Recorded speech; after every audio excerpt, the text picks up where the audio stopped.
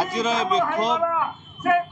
ଏଇଥିପାଇଁ ମନରେଗାର ପୁନଃ ପ୍ରଚଳନ ପାଇଁ ମହାତ୍ମା ଗାନ୍ଧୀ ଜାତୀୟ ନିଶ୍ଚିତ କର୍ମ ନିଯୁକ୍ତି ଯୋଜନା ଯାହା ୟୁପିଏ ସରକାର କେନ୍ଦ୍ରର କଂଗ୍ରେସ ନେତୃତ୍ୱାଧୀନ ୟୁପିଏ ସରକାର ସମୟରେ ପ୍ରଣୀତ ହେଇଥିଲା ତାକୁ ବନ୍ଦ କରି ଏବେ ଭିବିଜି ରାମଜି ଯେଉଁ ବିଜେପି ସରକାର କରିଛି ତାର ପ୍ରତିବାଦ ଆମେ କରୁଛୁ ଏବଂ ମନରେଗାର ପୁନଃ ପ୍ରଚଳନ ପାଇଁ ଦାବି କରୁଛୁ।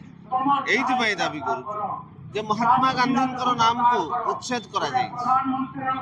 ଅଥଚ ରାମजी ये राम होचंती नाथुराम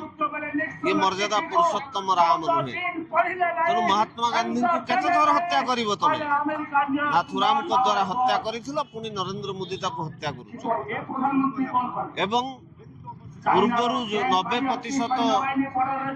एमजी एनआरईजी समुदाय अर्थर 90% केंद्र सरकार दौले केंद्रीय अनुदान थिला 90% राज्य अनुदान थिला 10%। मात्र वर्तमान केंद्रीय अनुदान 30% कमी जाइए 60% एवं राज्य अनुदान 10% रु 30% बढ़ी जाइए 40% जहाँफल ओडिशा उपरे पाखापाखि वर्ष को 3000 कोटी टंकार आर्थिक भार बोझ बेसी हो गला तेणु यार प्रतिवाद करके एमजी एनआरईजी मनरेगार पुनः प्रचलन